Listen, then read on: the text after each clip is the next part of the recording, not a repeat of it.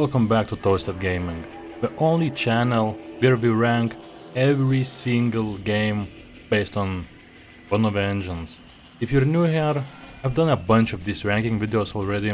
I've done Source Engine, Build Engine, LithTech 3, even Catcore. Yeah, you don't even know what that is. Check out my channel, the video is there.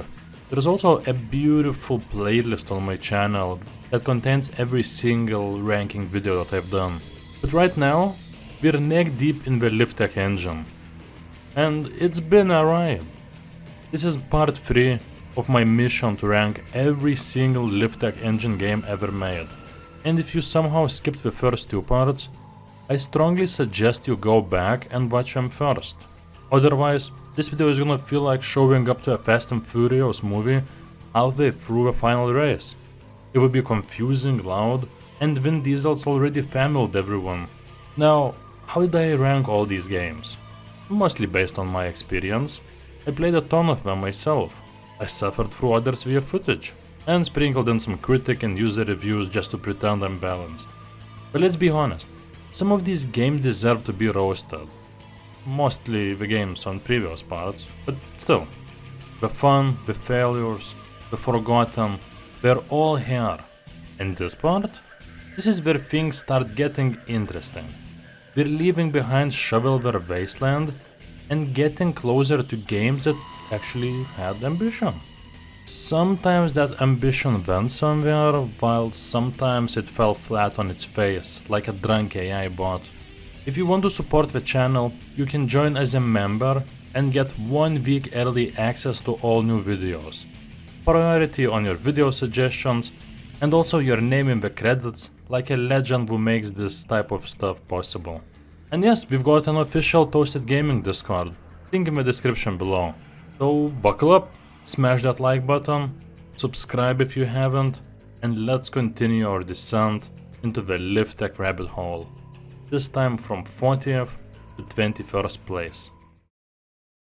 Okay, we're starting with Rubies of Eventide, the MMORPG that looked like someone accidentally ported a tabletop RPG into the LithTech Engine, without even reading the manual.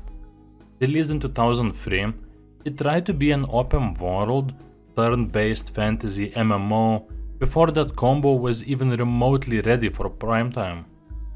You had stats, skills, medieval gear, and enemies that looked like knockoff EverQuest rejects.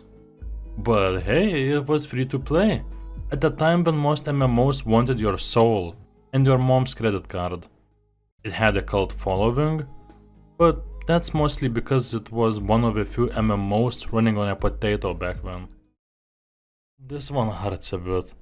Legends of Might and Magic could have been Heroes meets Counter-Strike, but instead, it's like someone at 3DO saw Unreal Tournament once and said, yeah, let's make that, but worse.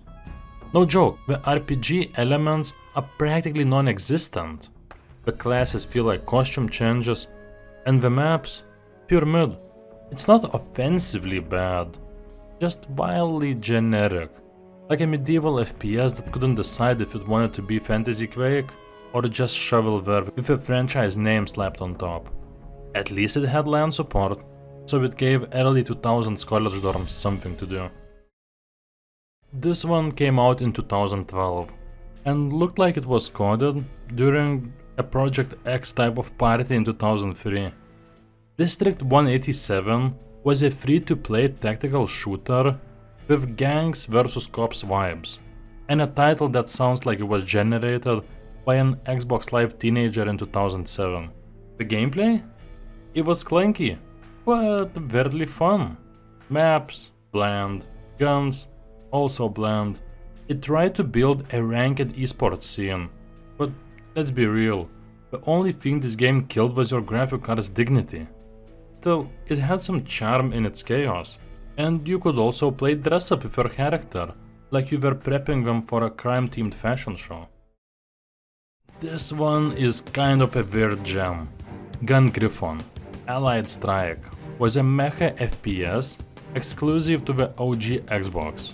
Yeah, we got console exclusive LithTech game. It puts you inside a giant mech with just enough HUD clutter to make you feel like a real pilot, and missions where you blow up tanks, choppers, and occasionally your own hopes.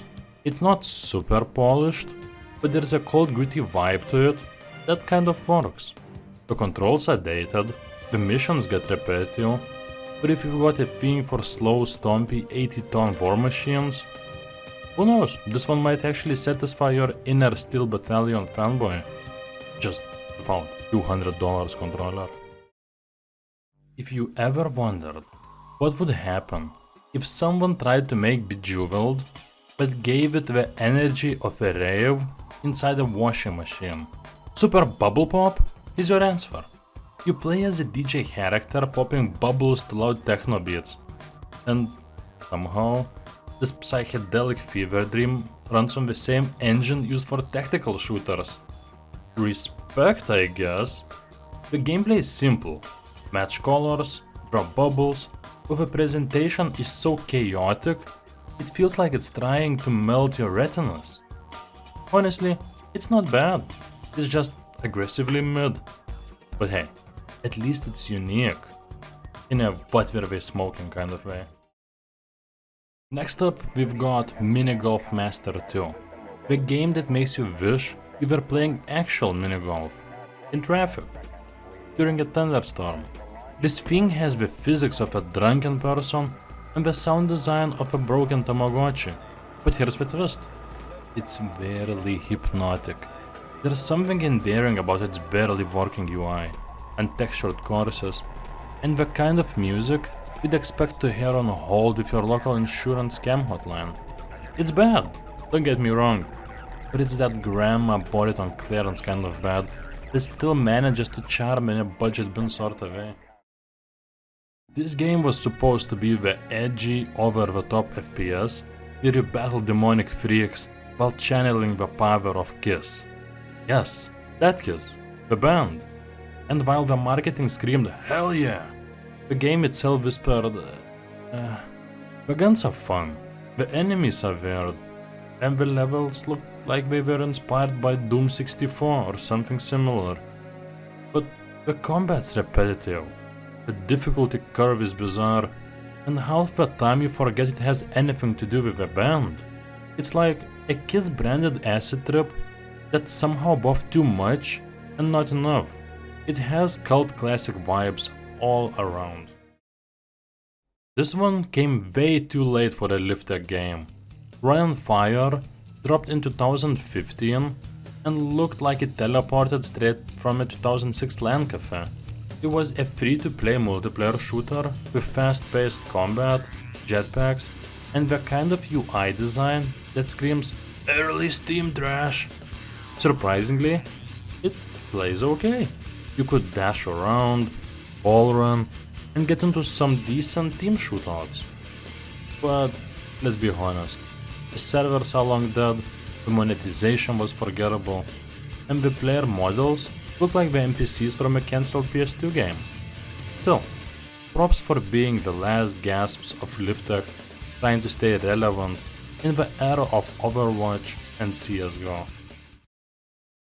With a name like Taxatomic's Big Bot Battles, you expect either a Saturday morning cartoon or a fever dream from a Mountain Dew commercial. And honestly, it's a bit of both.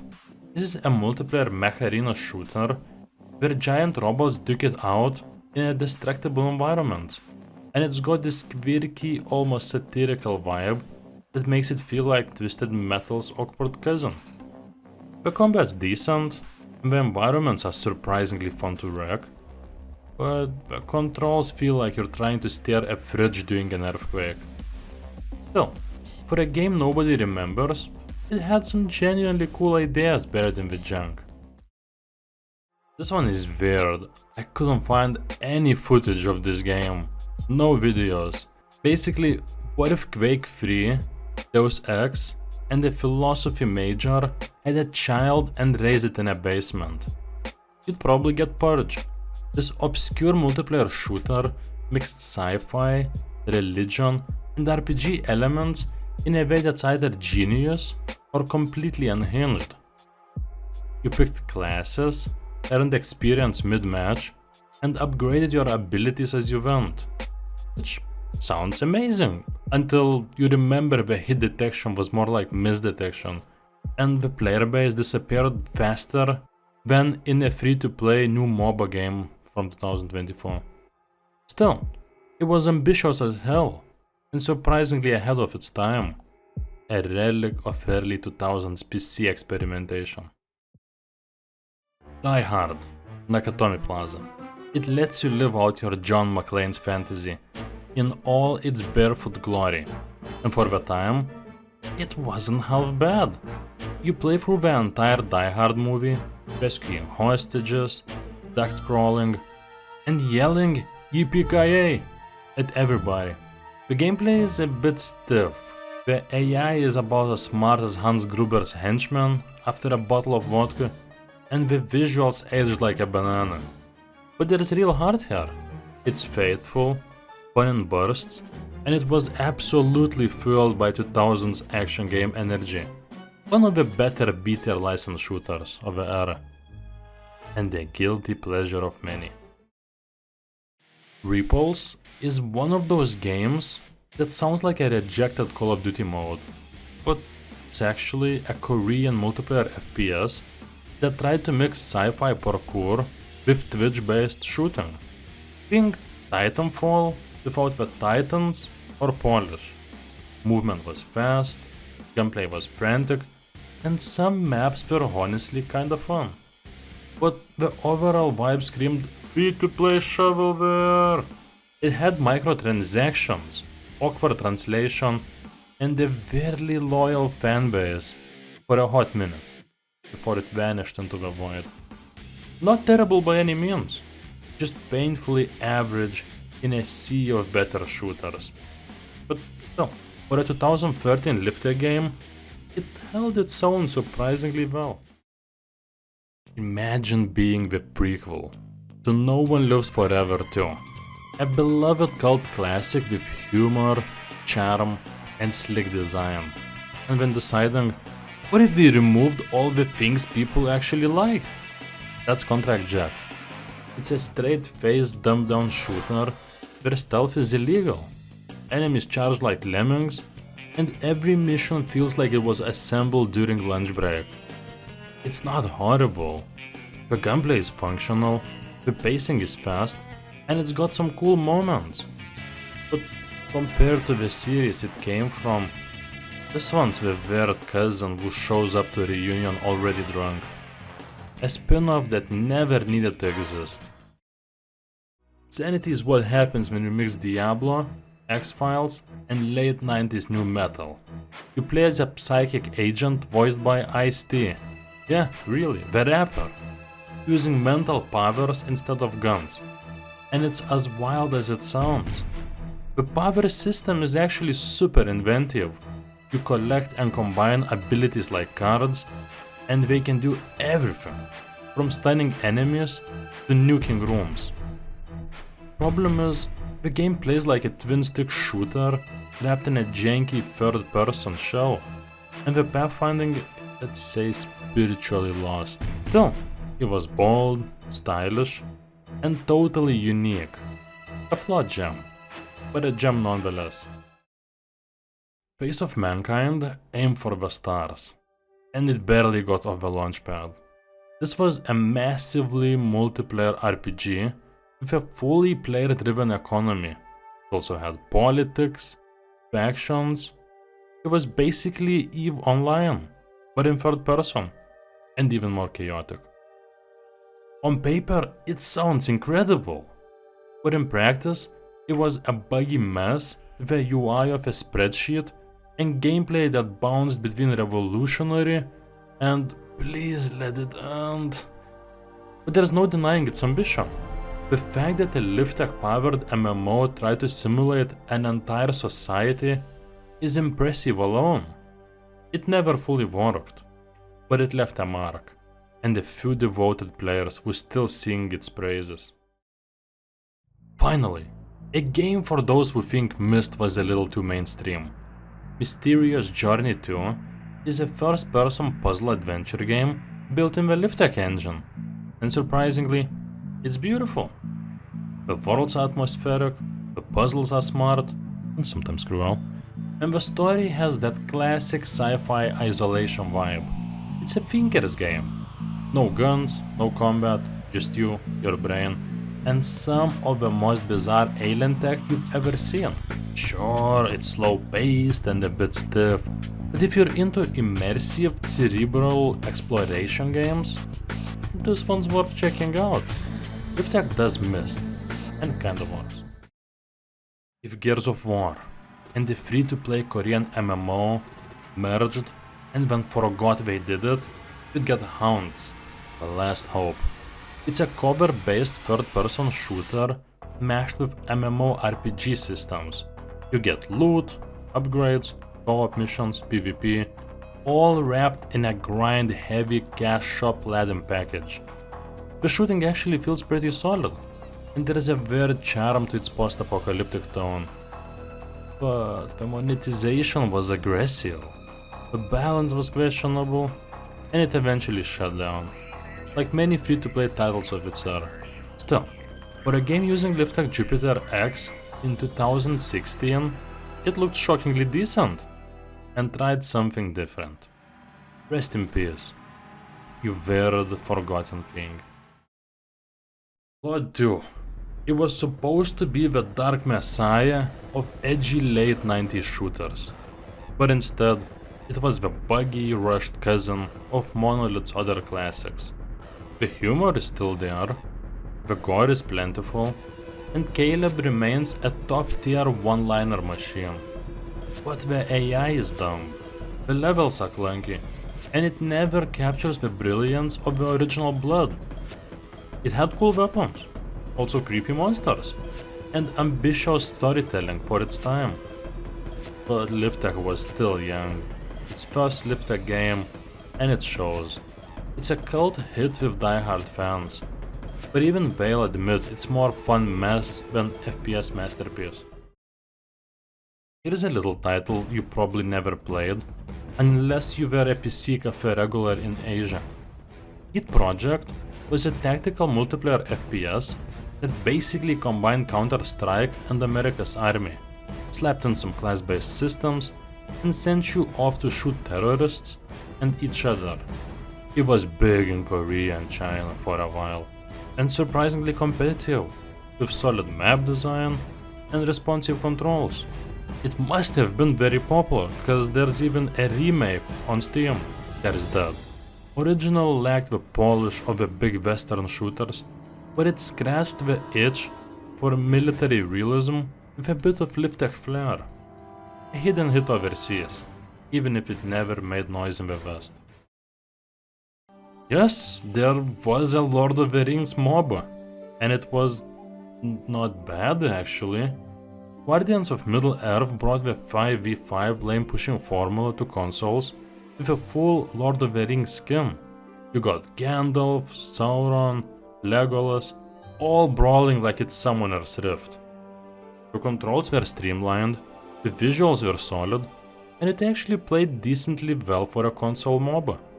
And also it was the first ever MOBA for consoles. Sadly, it launched with bugs, server issues, and it didn't build the community it needed. It's been long forgotten, but for a brief moment, LithTech powered one of the strangest and most interesting takes on Tolkien's universe. Not amazing, but definitely memorable. And that wraps up part 3 of my journey through the chaotic world of LithTech games. We've survived janky mechs, forgotten MOBAs, edgy 2000 shooters, and everything in between. And believe it or not, the best is still ahead. Part 4 is coming soon, and it's gonna be stacked with actual good games. Like, games that people still talk about without needing therapy afterward. So, if you've been waiting for the heavy hitters, the cult classics, and the absolute bangers of the LithTech legacy, you're gonna want to be there. If you enjoyed the video, drop a like, leave a comment telling me which positions you'd change, or which game you think I've been way too nice or brutal about. And of course, hit that subscribe button, ring the bell so you don't miss part 4, and drop your suggestions for what videos you want to see next. engine rankings, game retrospectives, a tier list of worst PC ports ever made. I'm down, just save a word. And if you want to support the madness behind the scenes, join the channel. You'll get early access to videos, your suggestions will go to the top of the list, and your name will appear in the credits like the legend you are. Oh, and don't forget to join my Discord, links in the description. Thanks for watching, I'm Toasted Gaming, and I'll see you soon in the final round of LithTech Mayhem.